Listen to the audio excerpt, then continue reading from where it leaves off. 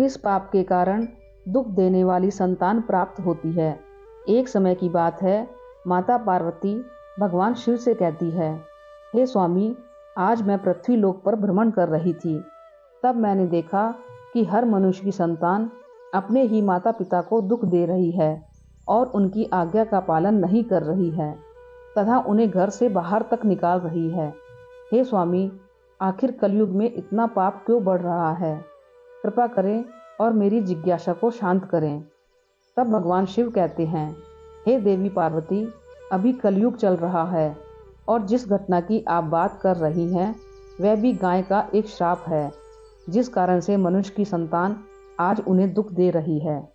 तब माता पार्वती अत्यंत उत्सुकता के साथ कहती है, हे स्वामी, वह कौन सा श्राप है और क्यों दिया एक गाय ने मनुष्य को श्राप?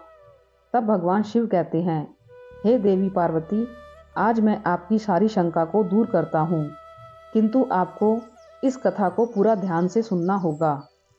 पूर्व काल की बात है, तब कलयुग की शुरुआत होने वाली थी और कलयुग का असर मनुष्य जीवन पर पड़ रहा था। तुंगभद्रा नदी के तट पर एक उत्तम नगर बसा हुआ था। वहाँ सभी वर्गों के लोग अपने अपने धर्म का पालन करते थे और सत्य एवं सत्कर्म में लगे रहते थे। उस नगर में रघुवीर नाम का एक ब्राह्मण रहता था, जो कि समस्त वेदों का विशेषज्ञ और सभी प्रकार के धार्मिक कार्यों में आगे रहता था। वह ब्राह्मण दूसरे सूर्य की तरह अत्यंत तेजस्वी जान पड़ता था। रघुवीर धनवान ब्राह्मण होने के बावजूद भिक्षा मांगते हुए जीवन निर्वाह करता था। उसकी पत्नी का नाम सुभद्रा था। वह अत्यंत सुंदर थी, मानो स्वर्ग की अप्सरा हो। उसका जन्म भी अच्छे कुल में हुआ था, फिर भी वह स्वभाव से बड़ी हठीली और क्रूर थी। उसे अपने सौंदर्य और धन का बड़ा घमंड था। वह हमेशा ही दूसरे लोगों की निंदा किया करती थी, परंतु घर का काम काज करने में बड़ी निपुण थी। वह बहुत कंजूस भी थी। फिर भगवान शिव कहते हैं, हे देवी पार्वती, उसे झगड़ा फसाद करना, चुगली करना, यह सब तो उसकी आदत थी। अब तो वे दोनों पति पत्नी बड़े प्रेम से रहते थे, फिर भी उन्हें कोई संतान नहीं थी। इसी कारण से धन जायदाद तथा घर आदि कोई भी वस्तु उन्हें सुखद नहीं जान पड़ती थी। कुछ समय के पश्चात उन्होंने संतान प्राप्ति के लिए एक धर्म यज्ञ किया। वे गरीबों को सदा गौ, भूमि, सुवर्ण और वस्त्र आदि दान करने लगे। उन्होंने अपने धन का आधा भाग धर्म के मार्ग में खर्च कर दिया था, फिर भी उन्हें ना कोई पुत्र या पुत्री हुआ। इस कारण से ब्राह्मण को बड़ी चिंता हुई और वह अत्यंत दुखी होकर एक दिन घर छोड़कर वन में चला गया। वन में चलते चलते वहाँ दोपहर के समय उसे प्यास लगी, इसलिए वह एक नदी के किनारे गया और वहाँ जल पीकर बैठ गया। संतान न होने के कारण उसका सारा शरीर चिंता में सूख गया था। वह अत्यंत कमजोर और दुखी रहने लगा, मानो जैसे कि उसके शरीर में प्राण नहीं हो। फिर भगवान शिव कहते हैं, हे देवी पार्वती, उस ब्राह्मण की पूजा पाठ और ईश्वर भक्ति को देखकर भगवान श्री हरि विष्णु एक सन्यासी का रूप धारण करके उसी नदी के पास जा पहुँचे। सन्यासी वहाँ आए। उन्होंने भी नदी में से जल पिया और दूसरी तरफ बैठे ब्राह्मण को देखा। तब वह ब्राह्मण उस सन्यासी को देखकर उनके चरणों में मस्तक झुकाकर जोर जोर से रोने लगा और उनके सामने खड़ा हो गया। तब सन्यासी ने पूछा, हे ब्राह्मण, तुम रोते क्यों हो? तुम्हें कौन सी चिंता सता रही है? तुम शीघ्र ही मुझे अपने दुख का कारण बताओ। फिर ब्राह्मण ने कहा, हे मुनि, मैं अपना दुख क्या कहूँ? यह सब मेरे पूर्व जन्म के पाप का संचित फल है। मेरी कोई संतान नहीं है, इससे मेरे पितर भी दुखी हैं। मेरे पूर्वज मेरी दी हुई जलांश को जब पीने लगते हैं, उस समय उनकी दयनीय अवस्था देखकर मेरा हृदय विचलित होता है। देवता और ब्राह्मण भी मेरी दी हुई वस्तुएं प्रसन्नतापूर्वक नहीं लेते हैं। संतान के दुख से मेरा संसार सूना सा हो गया है। अतः अब मैं यहाँ इस नदी में प्राण त्यागने के लिए आया हूँ। संतानहीन पुरुष का जीवन धिक्कार के योग्य है। जिस घर में कोई संतान या कोई बाल बच्चे ना हो, वह घर भी धिक्कार देने योग्य है। निसंतान पुरुष के धन को भी धिक्कार है तथा संतानहीन कुल भी धिक्कार के योग्य ही है। मैं अपने दुर्भाग्य को कहाँ तक बताऊं? हे मुनि, मैं जिस गाय को पालता हूँ वह भी सर्वथा बांझ हो जाती है। मैं जिस वृक्ष को रोपता हूँ उस वृक्ष में भी फल नहीं लगते। इतना ही नहीं, मेरे घर में बाहर से जो फल आता है वह भी शीघ्र ही सूख जाता है। जब मैं ऐसा अभागा और संतानहीन हूँ तो इस जीवन को रखने से क्या लाभ है। इतना कहकर वह ब्राह्मण दुखी होकर फूट फूट कर रोने लगा। सन्यासी के हृदय में बड़ी करुणा भर आई। उन्होंने ब्राह्मण के ललाट में लिखे हुए विधाता के अक्षरों को पढ़ा और सब कुछ जानकर विस्तार पूर्वक कहना आरंभ किया। तब सन्यासी ने कहा, हे ब्राह्मण सुनो, मैंने इस समय तुम्हारा प्रारब्ध देखा है। उससे मालूम पड़ता है कि 7 जन्मों तक तुम्हारी कोई संतान किसी भी प्रकार से नहीं हो सकती। अब तुम संतान का मोह छोड़ दो, क्योंकि ये महान अज्ञान है। देखो, कर्म की गति बड़ी प्रबल है। अब तुम विवेक का आश्रय लेकर संसार की वासना त्याग दो। हे वत्स, पूर्व काल में संतान के ही कारण राजा सगर को दुख भोगना पड़ा था। इसलिए अब तुम भी कुटुंब की आशा छोड़ दो। इसी में तुम्हारी भलाई है। त्याग में ही सब प्रकार का सुख है। तब ब्राह्मण कहता है, हे सन्यासी बाबा, विवेक से क्या होगा। मुझे तो जैसे बने वैसे पुत्र ही दे दीजिए, नहीं तो मैं शोक से मूर्छित होकर आपके ही आगे प्राण त्याग दूंगा। पुत्र आदि के सुख से हीन यह सन्यास तो सर्वथा नीरस ही है। संसार में पुत्र पौत्रों से भरा हुआ गृहस्थाश्रम सरस है। ब्राह्मण का यह आग्रह देख श्री हरि विष्णु रूपी सन्यासी ने कहा, देखो, विधाता के लेख को मिटाने का हठ करने से राजा चित्रकेतु को भी कष्ट भोगना पड़ा था।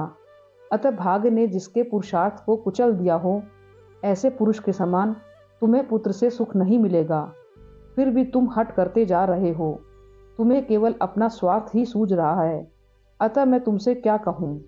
फिर भगवान शिव कहते हैं, हे देवी पार्वती, ब्राह्मण का बहुत आग्रह देख सन्यासी ने उसे एक फल दिया और कहा, इसे तुम अपनी पत्नी को खिला देना। इस फल के बीज के कारण उसे एक पुत्र होगा। और हाँ, तुम अपनी पत्नी को बताओ कि वह 1 वर्ष तक सत्य, दया और दान के नियमों का पालन करते हुए प्रतिदिन एक ही समय भोजन करे। इससे उसका बालक अत्यंत शुद्ध स्वभाव वाला होगा। ऐसा कहकर वह सन्यासी चले गए और ब्राह्मण अपने घर लौट आया। यहाँ उसने अपनी पत्नी के हाथ में वह फल दे दिया तथा उसे फल के कठोर नियमों को समझाकर वह स्वयं चला गया।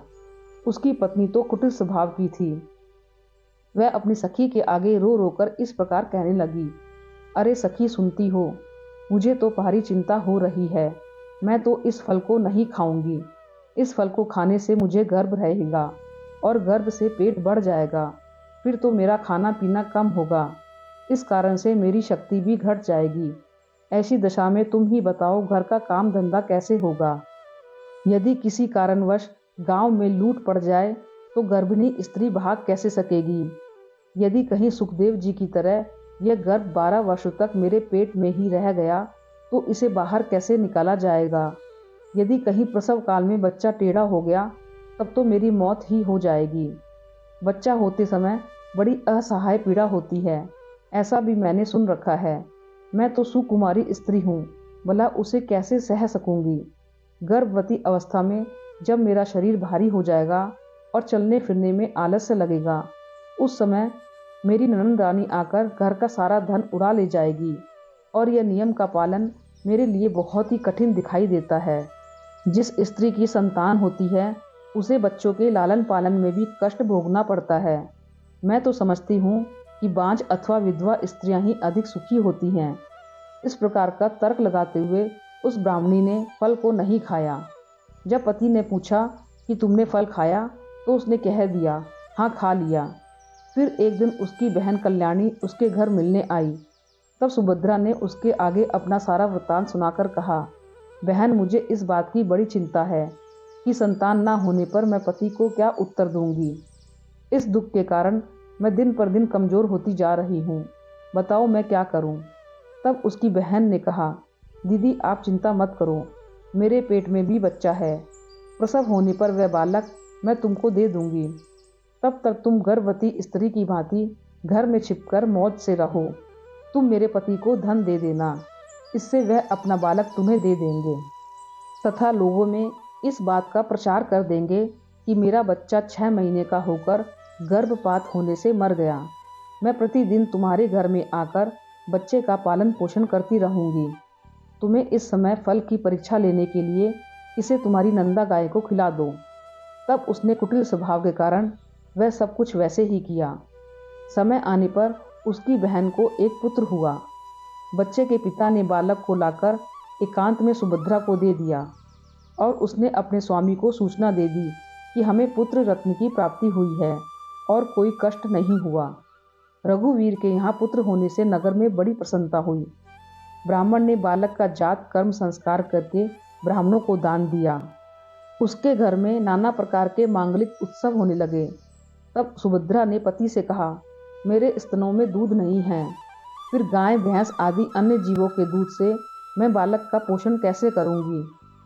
आप सुनिए, मेरी बहन को भी बच्चा हुआ है, किंतु वह मर गया है, अतः अब उसी को बुलाकर घर में रखिए। वही आपके बालक का पालन पोषण करेगी। उसके पति ने पुत्र की जीवन रक्षा के लिए वह सब कुछ किया।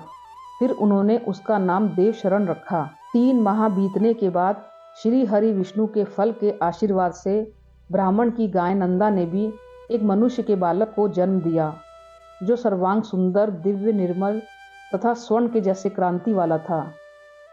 उसे देखकर आत्मदेव को बड़ी प्रसन्नता हुई और उसने स्वयं ही बालक के सब संस्कार किए। यह आश्चर्य का समाचार सुनकर सब लोग उसे देखने के लिए आए और आपस में कहने लगे, देखो भाई, इस समय रघुवीर का कैसा भाग्य उदय हुआ है। कितने आश्चर्य की बात है कि गाय के पेट से भी देवता के समान रूप वाला बालक उत्पन्न हुआ। किंतु देवयोग से किसी को भी इस गुप्त रहस्य का पता नहीं था। उस बालक के कान गौ के समान थे। यह देखकर रघुवीर ने उसका नाम गोकर्ण रख दिया।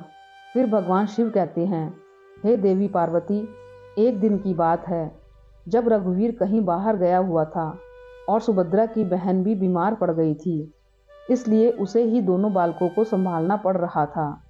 तभी उसने नंदा गाय का दूध निकालकर केवल अपने ही पुत्र को पिलाया और गोकर्ण को नहीं दिया, तथा वह हमेशा गोकर्ण को द्वेष करती थी, उसे बहुत मारती पीटती थी और हमेशा अपशब्द कहती थी।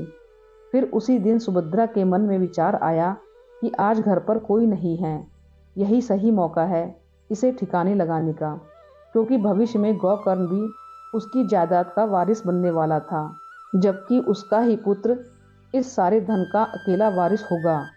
इसलिए उसके कुटिल स्वभाव में यह विचार आया, क्यों न मैं इसे आज जहर देकर मरवा दूं। और उसने ऐसा ही किया। तब वे दोनों बालक मात्र 1 वर्ष आयु के ही थे।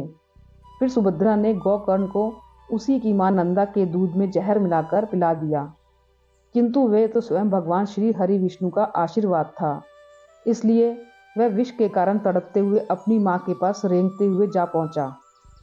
नंदा गाय अपने पुत्र की ऐसी हालत देखकर अत्यंत दुखी हो गई और उसने भगवान शिव का स्मरण करते हुए अपने बच्चे का विष हरने का करुण विलाप किया। तभी भगवान शिव के तेज के कारण वह बालक तुरंत ही ठीक हो गया और अपनी मां का दूध पीने लगा। भगवान शिव कहते हैं, हे देवी पार्वती, नंदा अत्यधिक क्रोध में आकर उसने सुभद्रा के अपराधों को देखते हुए उसे श्राप दिया और कहा, हे ईश्वर, अगर मैं सत्यवादी हूँ तो इस संसार को साक्षी मानते हुए समस्त स्त्री जाति को यह श्राप देती हूँ कि अगर कोई भी स्त्री अपने या पराये पुत्रों में भेदभाव रखेगी या दूसरे के बच्चों को पीड़ा देगी तो उनके भी पुत्र उन्हें जीवन भर पीड़ा देंगे और उन्हें कष्ट देंगे। जब उन्हें सहारे की अत्यधिक जरूरत हो तभी वे उनका साथ छोड़ दें। यह मेरा श्राप है। कुछ काल व्यतीत होने पर वे दोनों ही बालक जवान हो गए।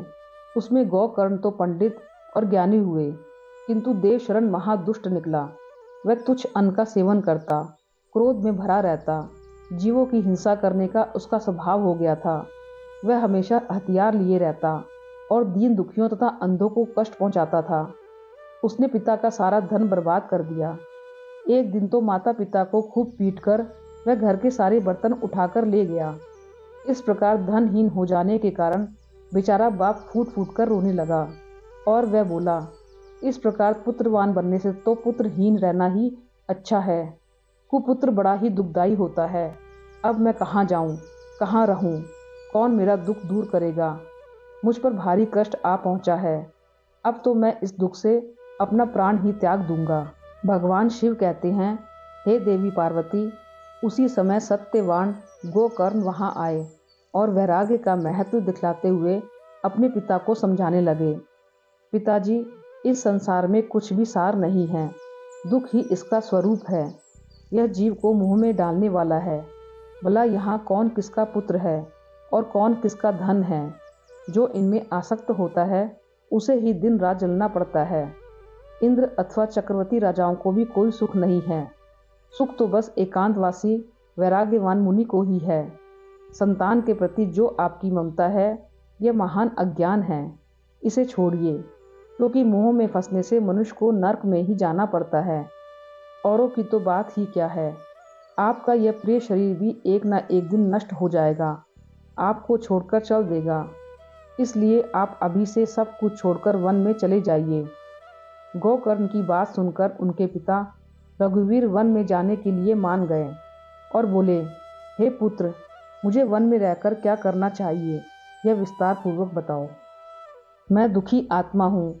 अब तक कर्मवश स्नेह के बंधन में बंधकर मैं अपंग की भांति इस ग्रह रूपी अंधेरे कुएं में ही पड़ा हुआ हूँ। हे पुत्र, तुम निश्चय ही मेरा उद्धार करोगे। तब गोकर्ण ने कहा, पिताजी, हड्डी मांस और रक्त के पिंड रूप इस शरीर में अपनेपन का अभिमान छोड़ दीजिए और स्त्री पुत्र आदि ये भी मेरे हैं, इस भाव को सदा के लिए त्याग दीजिए। इस संसार को निरंतर क्षण भंगुर देखिए और एकमात्र वैराग्य रस के रसिक होकर भगवान के भजन में लग जाइए। सदा ही भगवत भजन रूप दिव्य धर्म का ही आश्रय लीजिए। काम भाव से किए जाने वाले लौकिक धर्म को छोड़िए। साधु पुरुषों की सेवा कीजिए।